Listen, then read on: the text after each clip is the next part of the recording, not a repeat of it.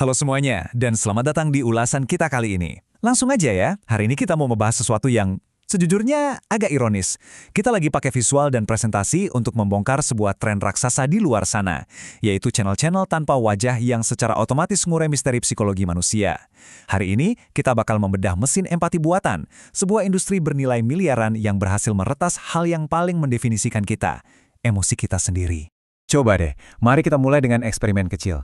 Dan jawab dengan jujur ya, pernah nggak sih Anda ngerasa benci banget sama hari ulang tahun Anda sendiri? Maksudnya, hari yang seharusnya penuh perayaan dan bikin senang, malah kerasa kayak beban emosional yang luar biasa menguras tenaga. Atau gini, apa Anda tipe yang selalu menghindari posting foto diri di media sosial? Mungkin Anda diam-diam ngerasa bangga karena nggak butuh validasi dari ratusan likes atau komentar basa-basi, dan jauh lebih milih ketenangan privasi daripada popularitas semu di dunia maya. Dan ini mungkin yang paling dalam dan sering banget kita rasain. Pernah nggak Anda ngerasa capek banget sama pikiran Anda sendiri?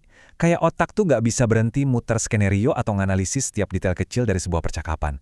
Nah, kalau pertanyaan-pertanyaan barusan kerasa sangat intim dan seolah-olah saya bisa membaca jiwa Anda, mari kita hentikan ilusinya di sini. Pertanyaan yang kedengarannya super personal ini sebenarnya bukanlah empati yang tulus. Ini murni umpan algoritma. Ini adalah sekumpulan data yang diproduksi massal sama mesin buat narik perhatian Anda. Oke, kita masuk ke bagian pertama, fenomena psikologi. Jadi gini, channel-channel anonim kayak No Sense itu udah nemuin semacam tambang emas psikologis. Mereka manfaatin masalah emosional kita sehari-hari, kayak rasa kesepian, kecemasan eksistensial, sampai kebutuhan buat diakui, terus diubah jadi mesin penarik atensi raksasa. Dan yang gila, channel yang full otomatis ini bisa konsisten dapat 100.000 views lebih. Jutaan views dan subscriber bisa diraup cuma dalam hitungan minggu. Kontrasnya tuh bikin merinding sih. Di satu sisi ngebahas kerapuan hati manusia, tapi di sisi lain metriknya dihitung dingin tanpa ampun sama kecerdasan buatan. Lanjut ke bagian kedua, buku panduan produksi AI. Terus, gimana sebenarnya cara mereka bikin empati buatan ini? Kalau kita lihat dari kreator tutorial kayak Sharex atau Grow with Furcon, rahasianya ada di playbook 4 langkah yang super transparan ini. Pertama, analisis kompetitor, mesin nyari topik psikologi manusia yang emang udah terbukti viral.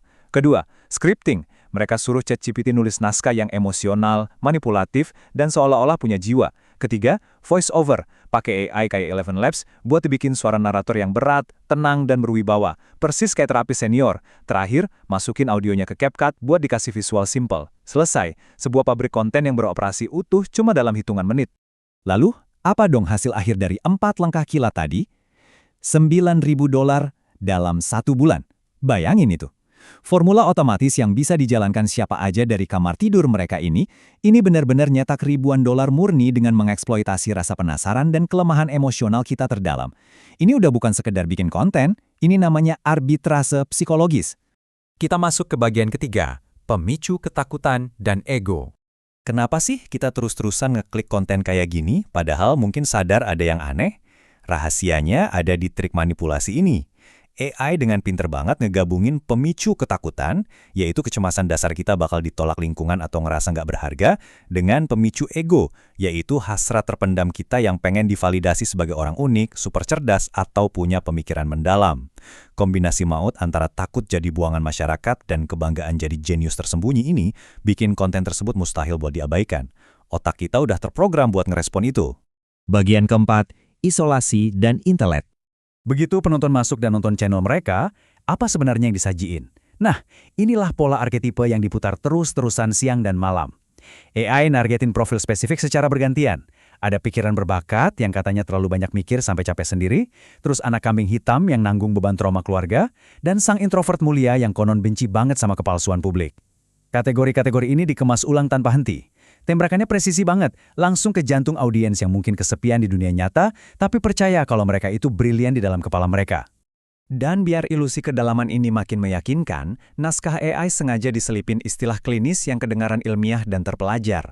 Coba lihat istilah tidur terfragmentasi ini. Dijelasin sebagai kondisi di mana fisik kita tidur, tapi pikiran terus berpacu jadi gagal ngerasain istirahat yang dalam. Dengan minjam sains medis yang kompleks terus dibikin simple, video yang cuma dibikin 5 menit ini seketika punya otoritas. Penonton yang emang lagi lelah, langsung percaya karena ngerasa dapat jawaban ilmiah buat masalah mereka. Lanjut ke bagian kelima, trauma dan pencarian jati diri. Mesin konten ini rupanya nggak cuma main di ranah kecerdasan aja, dia berani masuk ke area yang jauh lebih gelap dan sensitif. Lihat deh istilah parentification ini. Konsep ini merujuk ke realitas pahit di mana anak dituntut cepat dewasa buat ngurus emosi orang dewasa di sekitarnya. Channel AI dengan cerdik ngorek luka masa lalu ini. Mereka bertingkah seolah jadi terapis gratis di internet. Dan anehnya, dengan modal kata-kata yang diotomatisasi, mereka berhasil memvalidasi rasa sakit jutaan manusia sungguhan. Mereka juga sering ngajarin konsep cognitive offloading, yaitu teknik buat ngasih tahu sistem saraf Anda kalau udah aman buat istirahat dan rileks. Tapi coba deh pikirin ironi terbesarnya. Sementara konten buatan ini dengan lembut ngebujuk otak Anda buat istirahat dari rasa capek, sistem AI yang bikin kontennya sama sekali nggak pernah tidur sedetik pun. Dia terus nyedot data, nganalisis kelemahan kita, dan nyetak miliaran piksel non-stop siang dan malam.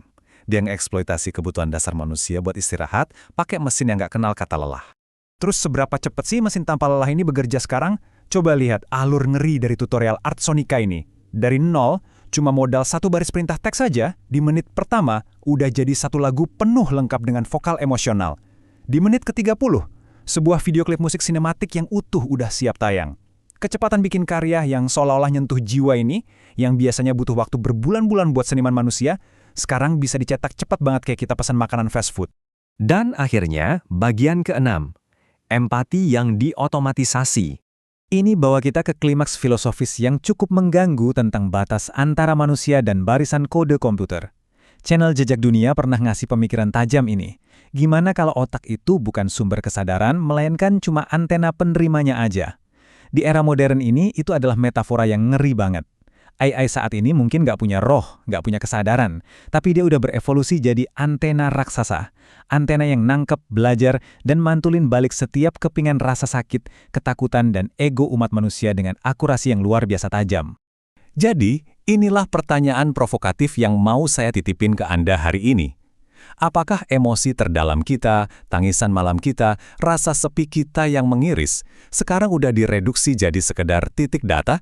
Data yang dihitung secara matematis, diracik jadi naskah, terus dijual lagi ke kita sama algoritma yang dingin. Apa iya, mesin benar-benar udah meretas bahasa jiwa manusia? Coba Anda renungkan itu baik-baik, tetaplah kritis, jaga pikiran Anda, dan sampai jumpa di ulasan mendalam kita selanjutnya.